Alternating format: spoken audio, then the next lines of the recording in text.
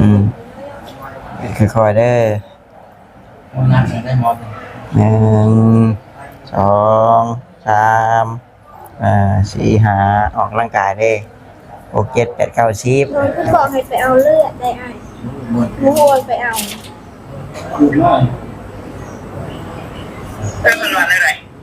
เพิ่นบอกว่าให้ไปเอาเลือดเพิ่นกลัวเพิ่นเอาเลือดนอกออกไปแล้วเพิ่นว่าให้ไปเอาเลือดอันจะบอกว่าจะได้ให้จิ้งเขาบอกตั้งหนึ่งได้สิลูกลาบัวเจ้าบัวจะดึงบริจาคแล้วได้ไม่ได้บริจาคเงินเด้อโดยจะไม่ได้ใหม่กันได้ทับ ย่างไปตามทาง ย่างไปตามทางก็ชื่อนี่แต่มันล่มใช่ ไม่ลงใช่ อ๋อ มันก็จักเลยที่ว่า นี่แหละเพิ่นว่าคาดสิเจ็บเนาะย่างไปตามทางสิก็ล่มใช่ใหม่ก็ได้ยันว่าเจ้าบักไม่เห็นทานเห็นยังก็บ่เฮ็ดใหม่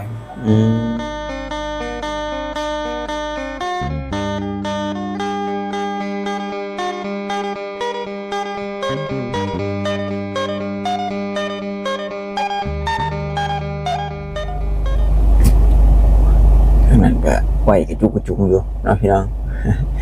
วันนี้พาเพิ่นลงมาเอาขนมพี่น้องเลยไว้ขายตลาดนัด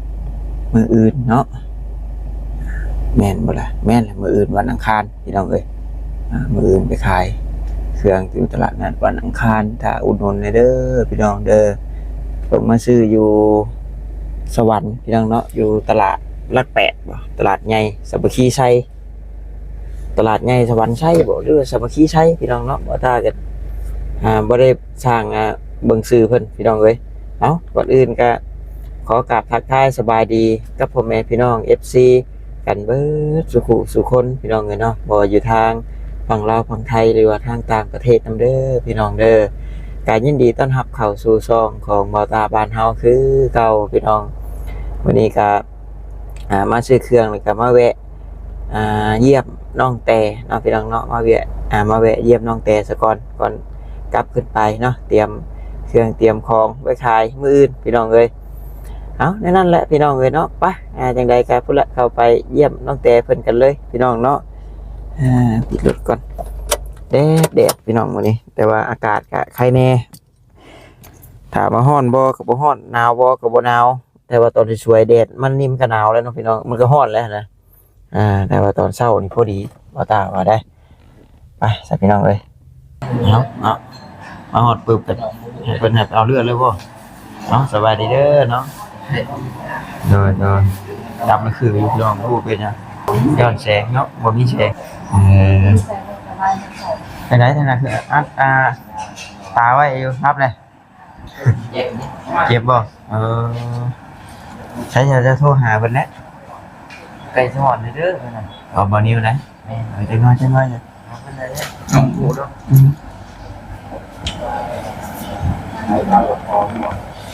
เพราะว่าพอเรื่องเลือดเป็นกินแล้วสมดุลเดี๋ยวเป็นยังไงครับอะไรเจ็บป่ะโอ้ยหายแล้วแขนน้ำลามอยู่พี่น้องเนาะห้อยสปอต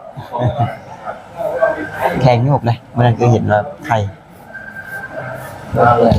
ฮะทำไมเอาเสียงก็ก็ขึ้นมันขึ้นเทิงได้อยู่บ่วันนี้เริ่มเทิงเริ่มตีงได้อยู่บ่เสียงได้ยุไปติ้งเพิ่นบังอดเอาทางหน่อยเอาบ่นิ้วกับมาเดือดมีแต่4%นึงให้ยังบวมคือมีน้ำนองเอาเนี่ยมันอันนี้เนาะตอนมันล่มเนี่ยตอนที่เจ้าล่มมันบาดมันอย่างมันถลอกปอกเปิดนี่แหละดีแต่มันยังบบาดหลายบอลนี่แค่พวกแห้งเป็นให้ไปเอาเลือดแต่ว่าคือว่าแล้วมันมีบอลนิ้วกับบอลยาวเนาะผู้ที่แลนเรื่องเลือดจักแน่ถ้ากับจักควบที่ไปเอาผ้าไปเอาได้เลยนี่ว่าทึบพอบอลยาวครับ บ่นิ้วเพิ่นสิแม่เพิ่นประสานงานกันไว้อยู่นี่นะรอหน่อยนึงพอท่านหมอเพิ่นให้ไปเอารถแล้วบ่อยู่ว่าไปเอาเลือดแล้วเด้อ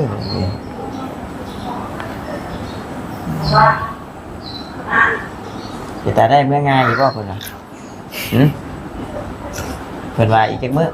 แล้วแต่เฮาบ่ ตอนผ่าออกมาแบบบุกเกินทิศนึง เปิดทีนึงแต่ว่ามันเป็นอันนี้นี่ก็หอยพังไปเบิ่งก่อนเนาะ นี่นั่นแหละ ท่านี่ท่าเตียงท่าหยังเพิ่นเบิ่งอันนี้บ่คืนนึงเท่าใดนะ ยังผูนะ คุณเจ้าบ่ได้ ต้องบ่แม่นเก็บในมือมาหาบุญบ่ โอ้เก็บเป็นมือมาก็แล้วเลย นะแม่นเฮาบ่ฮู้คือกันเรื่องนี้ก็ ยังด้วยนะ ท่าเตียงนะแต่เพิ่นบ่ได้ให้เก็บเงินแสดงว่าก็บ่ได้เสียเนาะเรียนยา จากคลินิกโอ้เสียได้มีแม่เพิ่นผู้นึงเนาะเพิ่นว่าอยากโอนเงินมาซอยโต๊ะข้างๆน้องแต่ว่าพ่อใหญ่บ่ทากันแอมหาพ่อใหญ่จะเนาะบาดนี่ว่า คุณบ่ พ่อใหญ่เพิ่นว่าโอ้เขาสาวไล่ทายแล้วอยู่บ่ แม่นจะไล่ซ้ำหมกเจ้านวล เพราะว่าเพิ่นอยากได้เลขบัญชีเนาะบ่ถ้าเพิ่นบ่มีเลขบัญชีไทยของเจ้าของเพราะว่าแม่เพิ่นแบบบ่กล้าโอนเงินมาแต่ว่าบัญชีแบบทางห้างแลกเปลี่ยนเงินตานะมื้อนี้มันก็มีบัญชีมาบัญชีทางไลน์เนาะเพิ่นก็บ่มั่นใจก็เลยได้เนาะแม่เราก็บ่ได้ว่าจังไดต่อพี่น้องเอ้ยเมื่อกี้แม่เพิ่นว่าอยากช่วยเราอยู่พอได้ซื้อข้าวซื้อน้ำกินเราอยู่บ้านไหน โอ้ มีในการสาวไล่ทายเนาะ แม่นเขาก็โอ้ตายมือเดียวกันได้หลายเติบนะ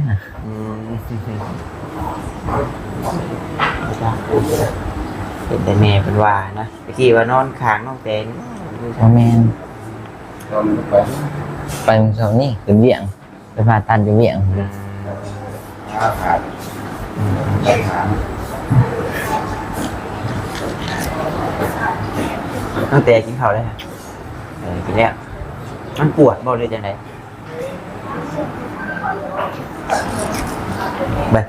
เดี๋ยวอ้ายไปถามคนใหญ่เราเนาะ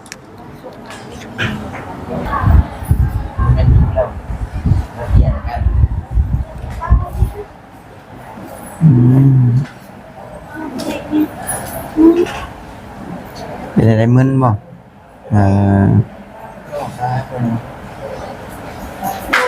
โอเค ค่อยๆเด้อ งานได้หมด 1 2 3 4 5ออกร่างกายเด้6 7 8 9 10 มาฟังเลย ปวดแขน มันจะออกกล้ามเลย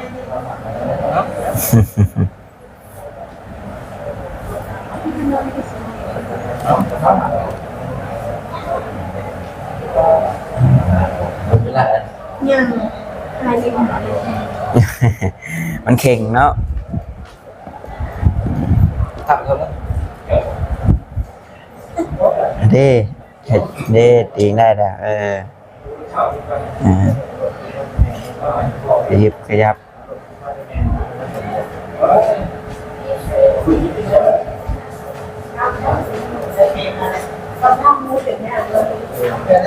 อันนี้จุ้ยออกก็ได้บ่นี่เนาะ เป็นใจเข็มเข็ม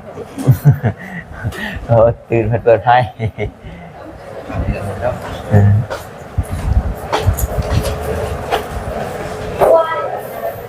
เลือดเพิ่นระวังแตกนะฉัน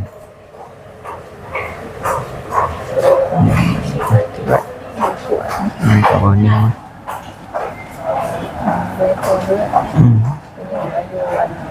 การกระเด็น ไปเอาบอลเพื่อนเพิ่นยาใช้ยามึนในที่เดียวยังใช้กลางคืนห้อยสองขึ้นเลย โอ้กลางคืนน่ะฮ้อนกลางคืนก็ฮ้อนกลางเว้นก็ฮ้อนฮ้อนทรบาดแทนเหรอบัดเบิ่งก็คักแล้วหรือเขียวเบิดพี่น้องเนาะนี่ก็เขียว วางมีทางไปดิกระลุมนะคะมีทางไปโอ้ หรือเปล่านั่นเองอยู่บ่มีเงินเจ้ากันเราบอกให้โทรหาเรานี่ โทรติดอยู่บ่ท่าน เอ็ดนั่น โทรเบิ้ง ชื่อเบอร์ ชื่อนั้น หนูไปเลย คนหาว เอามาดู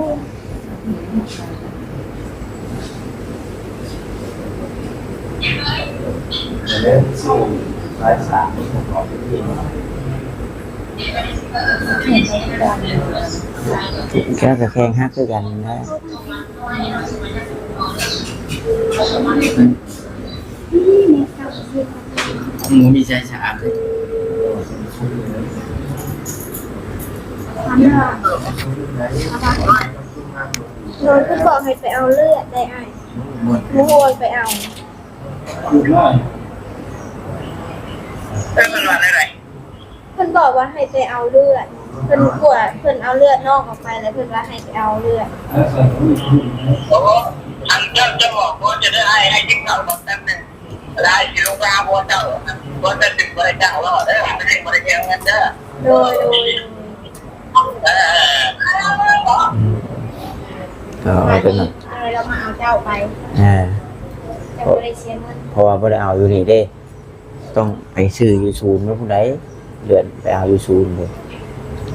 บ่อนบ่นิ้วก็บ่ยาวไปเอามื้อนั้น ว่าไอ้ที่มันเกิด ฮะ มีคนมาบอกมันเกิดนะ จ่ายเงินไว้เด้อนี่น่าจะว่ามันอ้ายบ่จักบ่อนพาไป เพราะว่าจ่ายเงินจ่ายค่าไว้แล้วจักบ่อนพาไปก็สมมุติเพิ่นพาก็สิพาไปเอาก่อนดีดอกใส่อีกหาต้องใส่ธงที่ชองนั่นเนาะแต่ว่าธงชองอาม่านี่แหละว่ะแต่ว่าน้ำเกลือนี่ใช่เจ๊กธงแล้วนี่เฮ้ย น้ำกระทวน น้ำกระเทือน อันนี้ก็หอม ติ๊บเห็นมันคือมือนั่นแหละ กำกับเนี่ย ข้างหน้ากับโบกเขา มันมีสกอตบ่มีสกอตไหม สิสักอย่างครับยาดี ไม่ว่าคิดให้เลย โอ้ก็ยังหาเข็มอยู่เนาะเชี่ยวออกจากเลือดสัก4%เป็นหมอให้เองละบัดน เดือนสักโบกหาเงิน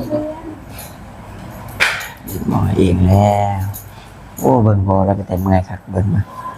เนาะจะได้พอโดยดีอยู่ได้จักมือแล้วเจ้าอยู่ได้จักมือแล้วอะ โว้ยเฮ้ยเลย เฮิงเลยสองอาทิตย์แบบชิว วัดคาพอมันเป็นได้ไง ไม่ทัน โอ้ไม่ทับพออยู่บ้านไหนครับ มันก็จะมือเวลาบุรี อ๋ออยู่เมืองชัยยะบุ มือเวลาบุรี โอ้เมืองวิระบุรีบ้านกระแตบไม่ทับเพิ่นเลยเอาเด็กดามนะนี่บัดเนาะใช่พี่น้องไปทางไหน อยู่นอก เพราะมื้อนั้นคือใส่ก้อนน้องเตได้เหมือนเนาะเฮามามื้อนั้นก็แนมมาคือว่าเจ้าจนใส่เลย ไปแล้ว เริ่มโยกเลยเนาะประมาณจังมื้อเพิ่นจังให้เอา ชื่อว่า 14มื้อ14มื้อเจ้าซื้อประตูไปทางเกาะ ชื่ออะไรบ้าง เด้อ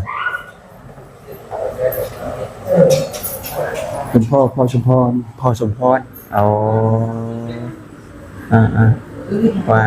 เขาชาวไร่ชาวนวลเพิ่นถ่ายเจ้าอยู่เลยเนาะ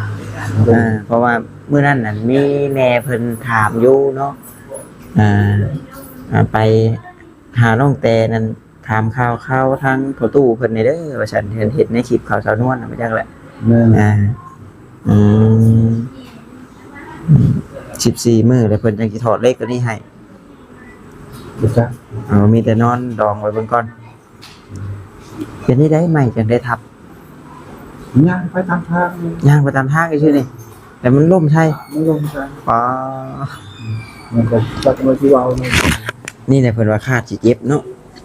ย่างไปตามทางสิก็ล่มใช่ใหม่ก็ได้ยันว่าเจ้าบักใหม่เฮ็ดทานเห็นยัง ขโมยเฮ็ดใหม่ เนาะย่างไปตามทางสิก็ล่มใช่พี่น้องเอ้ยคาดสิเจ็บสิ คน ปวด วิทย์เฮานี่บ่วิทย์ตก ไปมันก็หลายคนบ่ 2คนไป มันตกมาแต่ผู้บ่หรืออะไร เขาจะขึ้นภูจะขึ้นไปเอาควาย โอ้ ไล่ลงมาเลี้ยงนาของแล้วนาเนี่ยเล่นแบบ อื เขา ม เลย อืม ถึงเอาควายลำปลายดักควายชอนโต เริ่มกิ้งลงมาว่ะนี่ พอดีทอดครึ่งภูรีบไม่พวกนี้นะที่ฮับประทานเลย ก็เลยฮอดควายฉัน กิ้งมาประทับแข่งซะเนาะโอ้ยเนี่ย ขาดสิเจ็บขาดสิปวดเมื่อเท่าใดล่ะเจ้า มันชอบไปได้ ชอบไปล้าน บ่มีเงินบ่มีทำยักมือ ประมาณนั้น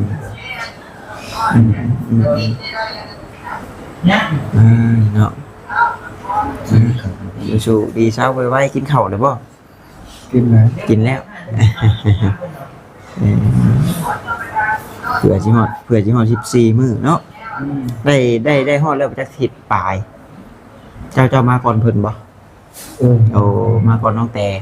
ว่ามื้อน้องแต่มากับบ่ต้าแน่มานี่เห็นพอแล้วใช่แล้วพี่น้องเนาะเนี่ยน้องแต่มันฮักอยู่ขาพอแล้วฮักอยู่สันแข้ง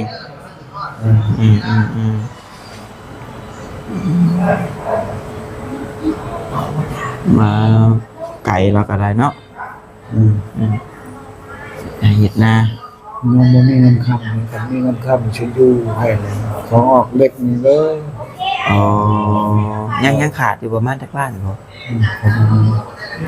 เงินค้ำที่พอเว้านะยังขาดอยู่จักล้าน สักที่พาอยู่ต่างหลังมันก็มีแนวหารับก็เอาคอรับบานรับนี่คือว่าผู้นู้นเขาบอกบ่มีแนวทดแทนกันมีได้ครับ ตอนนี้ยังเงินข้างน้ำโตเท่าไรใช่บ่มีแล้วก็เงินสิจ่ายน้ำเพิ่นนี่ก็ยังจักเนี่ยใดเนาะหมดแล้ว ไม่รับแพทย์ถามนะไม่คำยังมีอยู่บ่ เอาเงินคำยังมีอยู่บ่เพิ่นถาม ย้อมแล้ววันยังคำอยู่คันว่ามันตัวนั้นเขาจะเมื่อรถ เอา คันแพทย์คันหมอคันหมอคิดที่ดูสงสารมาทำไมกันแนวมีเงินคำคนมีความนโยบายการแต่โย โดย คันบ่มีเงินคำแล้วก็ว่าได้กรรมการคนนั้นเงินคำแล้วก็ประตูดีเสมอ เงินเบิ่งนี่แหละเบิ่งมันเบิ่งกะว่ามันโยกมันดีมันเช่าว่ามันพอเฮาเคลื่อนนิ่งทิ้งได้แล้วก็เอากับเมื่อห่มบาดห่มยาอยู่เฮือนเฮานำ แม่ เมื่อทางแพทย์ทางหมอเฮาก็มาดามมาจอดเด้เฮาก็เมื่อห่มสมุนไพรนำให้มันสมานแผลให้มันนำบ่นี่แหละเงินคำกับแก้วพี่น้องเอ้ยโดยจังได๋เพิ่นให้แล่นเรื่องยาบ่ เราลูกของหันเอาไปติ๊กใส่แกงไปเอาเลือด ก็ถามเพิ่นนี่โอ้ยเป็นยังย่างไปถามเพิ่นโลดนี่ถามไปเด้อกระติกใช้เลือดว่าซั่น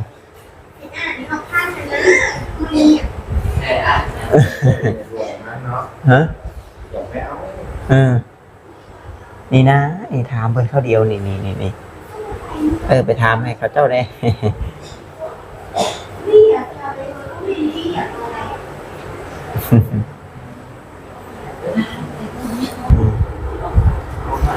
โอ้เพิ่นให้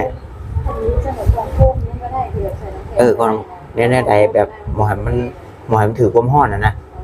เอาใส่น้ำแข็งมาของพุ่มหน่อยนะคะรวมกันที่ได้เอามาใส่ บัดน้องนิ้วพาที่ออกไปกันนี่แวะซื้อกองโฟมน้ำค้างห้านเขานั่นมันน่ะตัวกล้องน้อยๆนั่นพอมันเก็บความเย็นเนาะ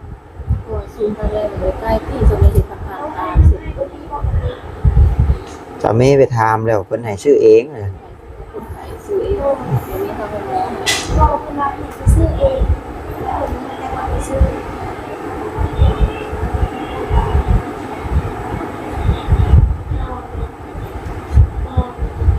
เราเรียนเวลาให้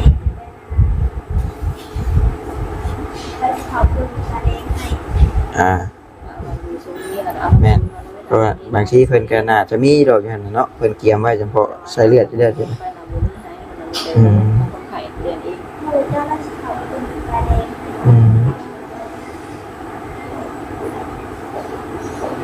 เอ้ยเนาะประตูแล้วก็อุกใจ น้ำเงินน้ำค่ำนี่แหละเราเบิดเลยเบิดเช้าโคราชแล้วเรา แล้วเพื่อนมาหาแล้วได้เด็กเป็นอะไรบ้าง เนี่ยอยู่14มื้อเหลือจัง14มื้อเนาะ ใจไม่ได้กิน อืม พอวันนั้น มาแต่ผูกมักไกลๆนะลืมอีกแล้วภาษาพอเราเว้าอยู่มาแต่ไกลได้แล้วก็ได้ทางเมืองเรางามพุ่นจักเราเอาคืนนี้จักอยู่ทางใด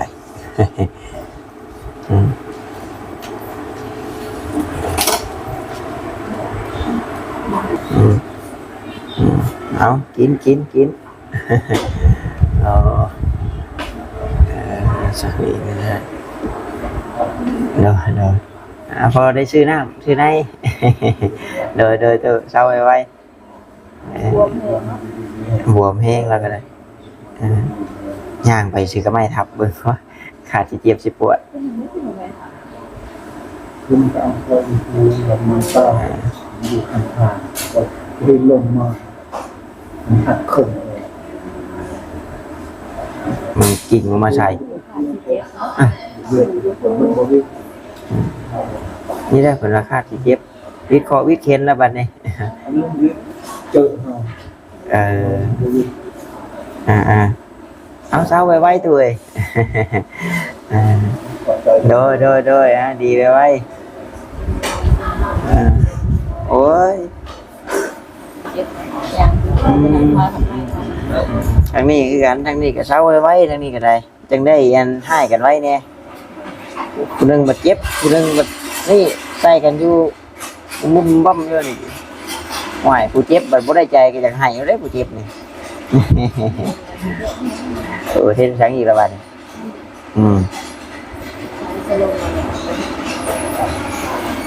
ได้พอเฒ่าเจ้าจังสิกลับมาอีกบ่ยังบ่ฮู้อยู่แล้วก็เมื่อเผาทานแล้วได้บัดเนาะเมื่อเผาทานเผาหยังแล้วแหละเอาหน่อยบ่นิ้วก็ลงมาฮอดมายาวก็มากันบ่ฮะอ้าวโทรถามไม่ได้คือถามคือไม่ได้ถามไม่ใช่ถามอย่างนี้แต่ว่าจักอย่างเดียว มีผู้พาไปพาเรียนที่ทะเลอยู่กันสองคนโอ้ยเพิ่งเรียนเนาะ แต่นี่ก็ถามโลดเพิ่นบ่ให้ดอกหมอนะ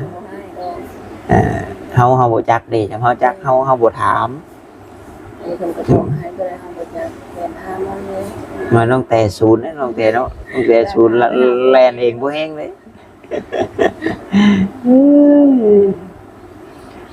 ไปแล้วพากันเสียงโศกกับยาวเนาะรุ่นเบิ่งมื้อนี้แล้วพี่น้องเอ้ยจำถึกนี่ยาวว่าสิปัวน้องแต่จนเซาสิให้เงินซุมาอีกผู้ละหมื่นให้ถึกได้เด้อเนาะ มื้อนั้นเพิ่นแนะไว้ประมาณ 5-6 คนนี่แหละพี่น้องเนาะมาออกมาเบิ่งก่อนน่ะเนาะตั้งแต่นี่ก็ปัวจนเช้าฉันชวนผัวนี่ปัวเมียแล้วบ่ได้ผัวเรียกหมูกระทะครับนึงครับเนาะ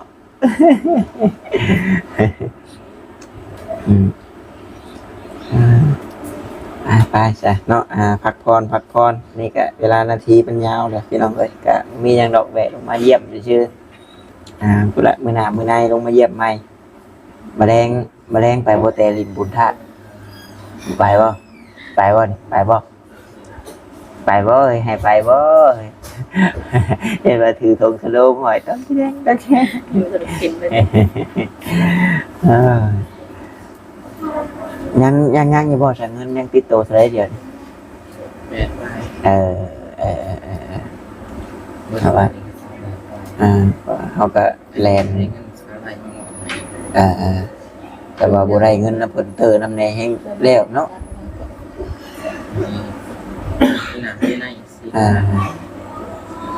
ก็ให้เพิ่นนี่แหละค่ะจับเลือดจับยาเฮาแหละเนาะน้ำใจพี่น้องเอ้ยแบบเพื่อจะเอาเล็กออกนี่ก็ได้ยินบ่ยาวว่าบ่แพงปานใดแล้วว่า2-3 ล้านนี่แหละบ่แพงปานใดเด้ แต่ว่าเฮาฟูมีก็เยอะขึ้นนักอยู่อันยังใครกว่าตอนนั้นพาอยู่ไอ้ยาวแล้วว่าตอนพานี่แพงตอนเอาเล็กออกนี่บ่แพงปานใดแล้วว่าไอ้บ่แพงก็ทารุ่นเบิ่งนํกันพี่น้องเนาะโอเคฉันจบคลิปก่อนบัดนี้ดีเช้าไว้สบายดีเด้อเนาะสู้ๆสู้สบายดีทั้งนี้พี่น้อง โดยบ๊ายบายพี่น้อง